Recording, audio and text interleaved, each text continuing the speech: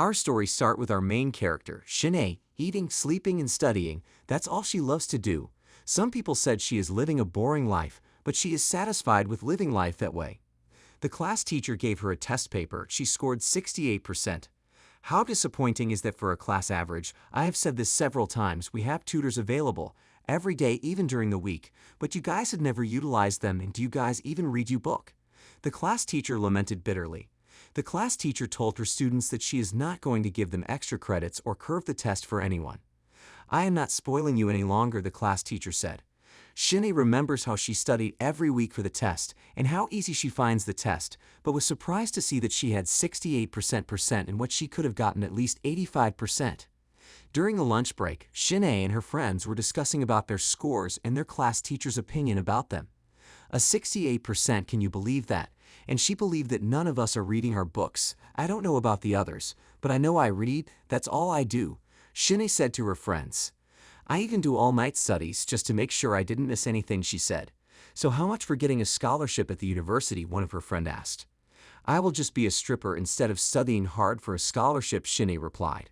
Maya, one of Shin-Ae's friends, advised Shin-Ae that being a stripper also demands a lot. She told her that she is going to deal with plenty of creeps and that she is also expected to eat balanced diet and maintain a good shape. Maya looked at her friend's chest and she said that she is lacking some basic requirements of a stripper. You have a bare chest just like that of a man. I don't know if there are people who would like to pay for flat strippers, Maya said sarcastically. Rika, another friend of Shin-Ae, told her to put off the idea of being a stripper. She told her that there are many other ways in which one can earn a living.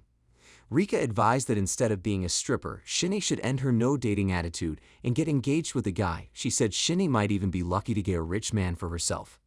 Shin-Ae asked if Rika was telling her to take the path of a gold digger or not. Rika replied that she meant that Shin-Ae could find a man that would take care of her and provide for her needs, that she will not have to worry about anything. Shin-Ae replied that Rika's idea does not work in the present age. She agreed that it had only worked a few decades before. She said a woman must also contribute to the family's finance and that she must not be a liability. The lunch break is over. Maya asked her friends if they would like to eat some burgers after class. They all accepted her offer, said she would be the one to pay for their burgers. Before going to her class, Rika reminds Shin-Ae that she had the option of becoming a housewife if schooling does not work out. Shin-Ae knew that Rika was mocking her, so she threw some pebbles in her direction. Calm down. I was only kidding, she said to the angry Shin-Ae. Back in her class, a teacher was standing in the front of the students teaching as usual. Shin-Ae was calculating her next tuition fees. She was surprised to see that schooling in college had become so expensive.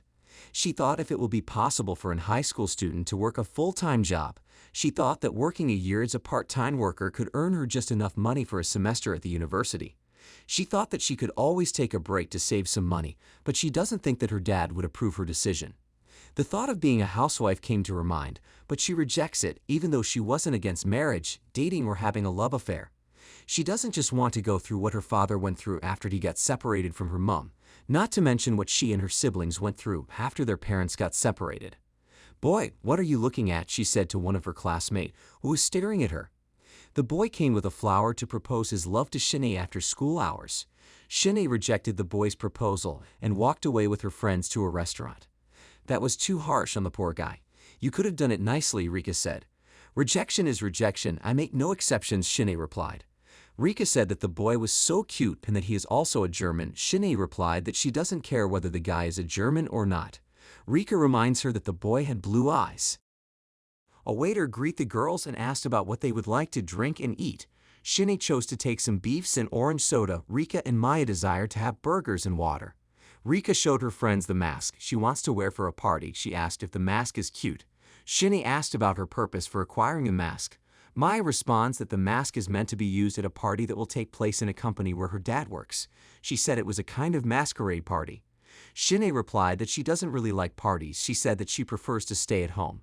Maya tries to persuade Shin-Ae to come for the party. She said that famous people will be coming for the party. She also said that 5-star meals will be served for free. Oh, Shin-Ae said. Yeah, it's the Hirahara company. After all, they've got the best of the best. Wagyu steak, duck foie gras, caviar, you name it, you have it, Maya said, reciting the food delicacies with smiles on her face. Rika agreed with all that Maya had said. Maya asked if she was sure that they will be given free foods. Sure, Rika and Maya chorused. Well then, if that is the case, I will go then, Shin-Ae said, smiling sweetly. Shin-Ae would not like to miss such kind of meals. She said she would not like to stay too long at the party. Maya said that there is a dance hall and an open bar for older and younger people. The boy that was rejected earlier by Shin-Ae came to the same restaurant, where Shin-Ae and her friends were dining and whining. He told his friends to order all that they wished to have from the restaurant. He promised to pay their bills. Shin-Ae saw the boy and she covered her face. She wondered why the boy could choose to be in the same restaurant, where she and her friends were dining and whining. Shin-Ae, what's up? Why are you covering your face? Rika asked. He is here, Shin-Ae replied. Who? Maya queried. The dude I rejected, Shin-Ae answered. The boy and his friends saw Shin-Ae. The boy talked about how bad he felt when he was rejected by Shin-Ae. His friends consoled him. They told him they would get a hot girl for him. Forget about that Shin-Ae girl, they said. The way she eats now, she's gonna end up looking for a pig in the future, one of his friends said. She's not even pretty, Brew. You're better off without her. Just forget about her. There are a lot of good-looking girls out there, another said. The boy, who happens to bear the name Brew, told his friends to show her a little respect. One of them said that he had a friend who went to the junior high school with Shin-Ae. He said his friend tells him that Shin-Ae is just a trash. He said that she's dumb and no one likes her. Brew said that the boy's comment about Shin-Ae is too harsh. Is that really true? Don't say that's bad, one of his friends said. Brew's other friend said that he once heard that Shin-Ae stole a kid's project and tried to turn it in as her own. He said that it was believed that she threatens to beat up the kid if the kid could dare to report her, but she was caught in the end. The boy said she tried to lie about it, but the news spread so fast.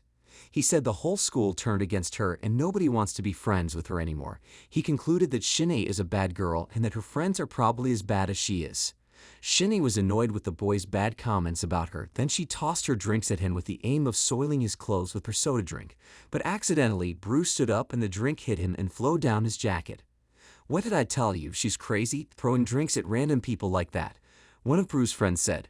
Shin-Ae blames herself for reacting. She wished that she could have just kept her cool.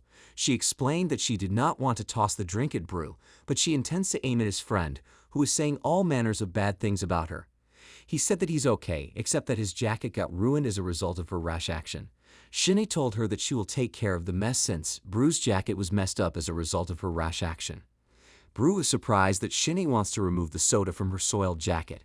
Shin-Ae used her fist to beat the soiled part of the jacket in a bid to remove the soda from his jacket.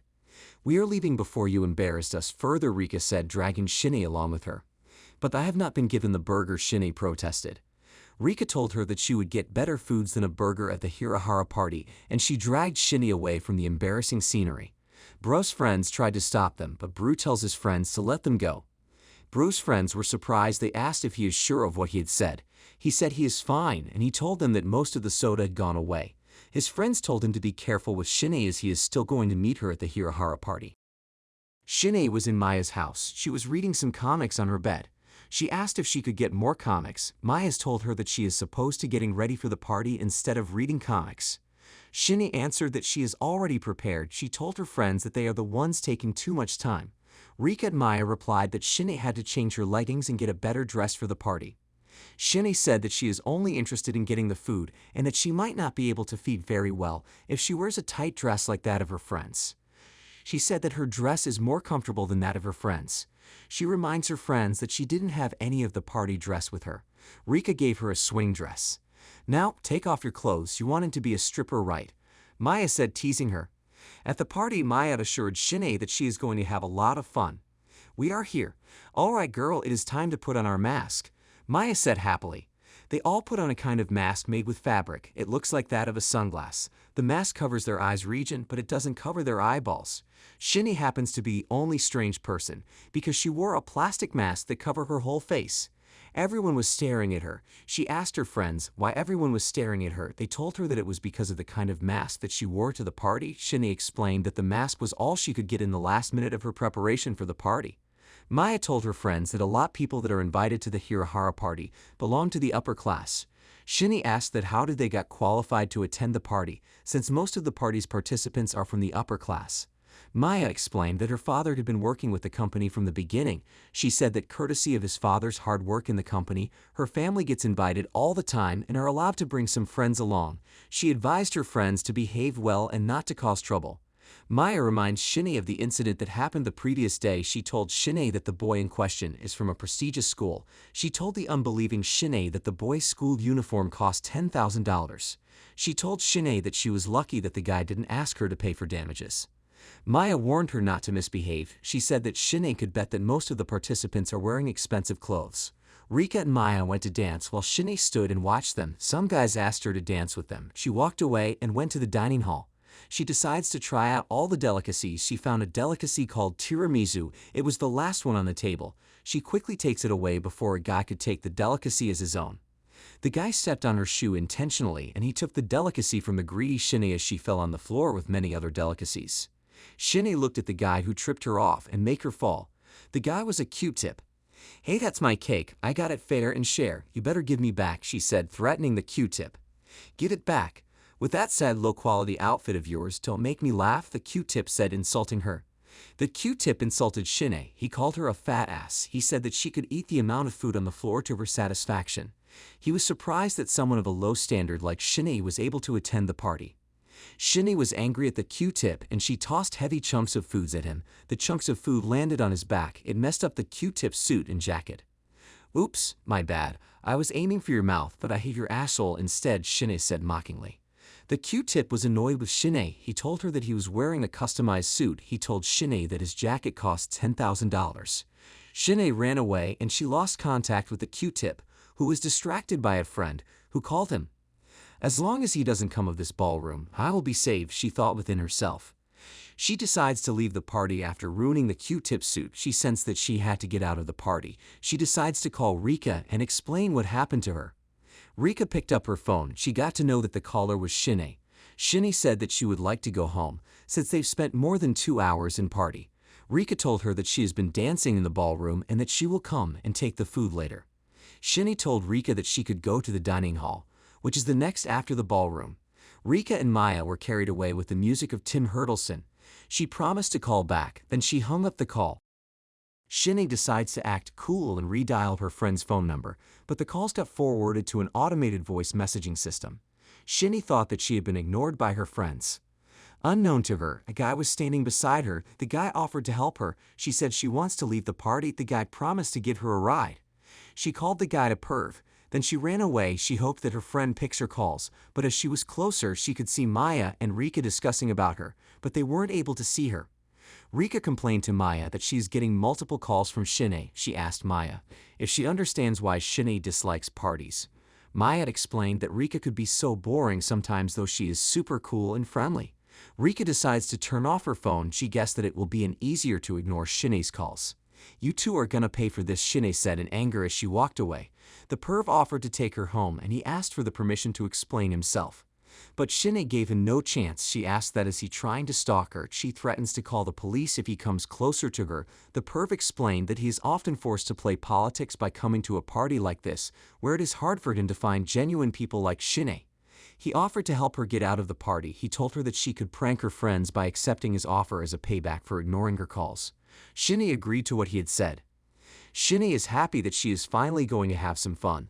The perv looked at her and he commented that she is one of those girls that loves to prank people. "So what exactly is the plan?" Shin-Ae asked. "All right, just a fair warning before we go through with this prank. I will explain the details at the bar upstairs," the perv said. Shin-Ae thinks that her friends might be in danger because of the prank, but she reminds herself that ignored her. She believes that her friends will not be harmed by a mere prank. The perv asked if Shin-Ae would be his partner for the prank. Shin-Ae agreed to the perv request. They both went to the bar. Shin-Ae was curious and she asked about their purpose for using a bar. The perv explained that the bartender will be of help to them in making things look more convincing. Shin-Ae asked the perv to explain the details of the prank. The perv told her that they are going to prank call her friends. Shin-Ae said that she could have come up with a better idea than a lame prank call. The perv smiled and asked her to just trust him to do the pranking job. The perv said that he is going to call Shin-Ae's friends through the voicemail. Since they've switched off their phones, he called Shin-Ae's friend and asked that they leave a message after the tone. He said that he wants to let them know that their friend is at the bar with him and that she had drank so many drinks and won't stop drinking because her friends abandoned her. "She is mad drunk right now," the perv said, informing Shin-Ae's friends. Shin-Ae was happy that the perv's plan is perfect. "My only friends, I felt so betrayed right now. I need to drink all my sorrows away. Give me another beer." Shin-Ae said, sticking with the perv's plan. Well, you heard that. I am just gonna take her home with me. I am going to show her how to have a good time. Whenever we arrived at my place, the perv said jokingly. Shin-Ae told the perv to stop the phone call. She felt that the prank is getting too much for her friends. The perv told her that they had agreed to do the pranking together even to the end. He asked why she wants him to stop the call. The perv and Shin-Ae went to the barman. He explained that Shin-Ae got ditched by her friends, so they decide to prank them. So what do you want me to do? The bartender asked. When they come here looking for her, tell them that she left the party drunk with a dude, the perv explained. So what do they look like? The bartender asked. Shin-Ae gave some details about her friends and she showed the bartender the pictures of his friends. The perv got a cab for Shin-Ae and he went to the bathroom. He told Shin-Ae to be careful. Shin-Ae reasoned that the perv sent to his friends could cause an heart. She decides to call her friends for the last time, but they were not picking her calls. The perv got out of the bathroom and he unknowingly took an orange drink that had been drugged by a party boy who came asking that Shin-Ae should be his girlfriend, whose request Shin-Ae rejects. The perv got a cab for Shin-Ae. He paid her transport fare. Shin-Ae was happy that she is finally on her way home. She got into the cab and thanked the perv for his help and generosity. The perv was dizzy and he fell asleep on the ground due to the effect of the drugged orange drink he took. The taxi cab driver noticed this and he told Shin-Ae, who told the cab driver to wait as she gets out of the cab to help the perv off from the ground. Mr. Stalker, she called. Shin-Ae thought about what could have happened to her benefactor. What's going on? I can't leave him there like this, Shin-Ae soliloquized. She asked the taxi driver to come over and help her. The perv was lying unconscious on the ground. The taxi driver asked her if she knows what really happened to the perv. She said that she doesn't have an idea. The taxi driver suggested that they should call an ambulance. He offered to take both Shin-Ae and the perv to their various homes in case Shin-Ae prefers that the perv should be taken home. Shin-Ae replied that she does not know where the perv lives and she cannot take a stranger to her house.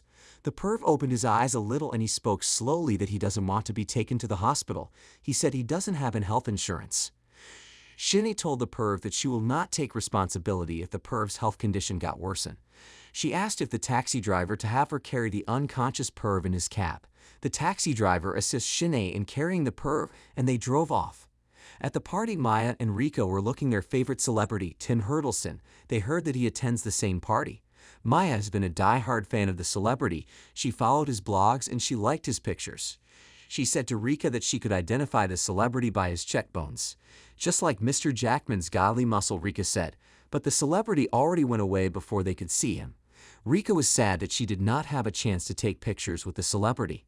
Maya noticed that they have not heard anything from Shin-Ae in a very long time. She wonders if Shin-Ae was able to engage in a meaningful activity during the party time. Rika reminds Maya that she had turned off her phone while they were having fun in the party. Oh, that's right, I forgot, she said as she put on her phone. Maya wondered why Shin-Ae could have called her several times. She was afraid that something might have happened to her. On a second thought, she reasoned that Shin-Ae could have called because she wants to go home. Maya saw that Shin-Ae left a voice message for her. She couldn't believe her ears when she listened to the voice message. They had been partying all day and had neglected their friend. Both Maya and Rika could not wait to listen to the pranked voice message. One thing is clear in their mind. Their friend is in danger and she had to be rescued. They both ran to the bar. At the bar, the bartender looked at their dresses and he quickly recognized them as Shin-Ae's friend. He decides to play his part in the prank. Rika and Maya asked him if the bartender had seen their friend. They gave him some details about their friends and he replied that he had seen her in the bar with a guy and a cup of orange juice. He lied that their friend drank a lot of beer. He said that their friend drank till she was dead drunk, and the guy took her along with him. No, this can't be happening. The guy had the boldness to call and tell us what he's gonna do. Rika said, crying aloud. Everything is gonna be okay. I am sure she is safe, Maya said, comforting her. The taxi driver asked about the health condition of the perv. Shin-Ae told him that the perv had slept off.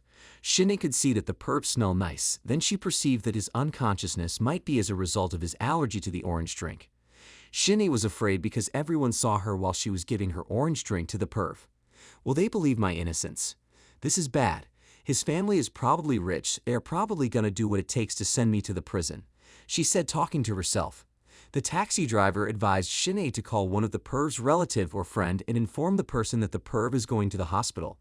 Shin-Ae checked the perv's pockets. She finds a phone in one of his trousers pocket. She looked carefully at his call log and she noticed the perv was so rich that he had a dietitian and that he usually called a particular friend with the name Kusuk. As she dialed the phone number, the owner picked the call and she could hear a lot of noise coming from the caller recipient's side. Anyway, I am calling because the owner of this phone is on his way to the hospital, the Hirahara Memorial Hospital to be precise, Shin-Ae said as she speaks to Kusuke. What? What happened to Hai? The call recipient said as the perv's phone shut down. Shin-Ae was grateful that she was able to tell the person she called about the name of the hospital. She prayed that the person she called will turn out to be the right person. Hello? Are you still there? I left him alone for a few hours and now he ends up going to the hospital, Kusuke said, talking to himself. The taxi driver got to the hospital. He told Shin-Ae that her transport fare cost $50 from the convention hall to the hospital. Shin-Ae was surprised. Do you think I was giving you a ride to the hospital for free? I've got bills to pay, Missy, the taxi driver said. Shin-Ae gave paid the transport fare and she starts to think about how she is going to go home. She decides to go inside the hospital and ask for help since her father will be in his workplace at the hour of the day. She thought that it will be better to tell her friends that she is in the hospital. She thought that she would be able to continue her prank game if she tells her friends that she is in the hospital. She took the perv to the emergency clinic. The doctor was about to go on break. Shin-Ae told the doctor that the perv passed out. The doctor promised to hand them over to another doctor that could help them. The doctor said the perv had a low pulse and respiration. The doctor asked if they both came from the party and if the perv had something to eat or drink. Shin-Ae nods her head in affirmative. The doctor had an orange in her hand. She tried giving it to the perv, but Shin-Ae smacked the orange off the doctor's hand. Shin-Ae explained her actions. She said that she had to smack off the orange from the doctor's hand because she perceived that the perv is allergic to drinking orange juice. The doctor replied that she doesn't think that the perv is allergic to oranges. She said that it may be that someone sneaked some drugs into their drink while they were not watching. The doctor took notice that Shin-Ae is not a party type. She told her that it is advisable that she always keep an eye on her drinks. At the bar, Rika and Maya were blaming themselves for ignoring Shin-Ae. They thought that she might be skinned alive and left on the road. The barman told them to calm down and stop jumping into conclusions. He asked them about their reason for abandoning their friend. They explained to him that they had to leave her because she wants to go home, while they want to stay and enjoy the party. They were both relieved when they saw Shin-Ae's message. They got to know that Shin-Ae is in the hospital. Oh my God, this can't be real, Rika said, crying. Shin-Ae got to know that the perv was the guy whose jacket was ruined by her soda drink. He wondered why the guy could be so nice to him when she had ruined his school uniform and even reject being his friend. She thought that it was a setup. She thought that he did all that so that he could know where she lived and harass her till she pays for his school uniform. The doctor got to know from the laboratory that there was a date rape drug in the perv's body system. The doctor told the parents of the perv that his body system is now stable. Shin-Ae received a call from her friends. They apologized for taking her to the party and ignoring her. They were really upset as they don't know what could have happened to their beloved friend. Shin-Ae told them to calm down. She said that she will be expecting them at the hospital. Subscribe to Manhwa Musings for Part 2.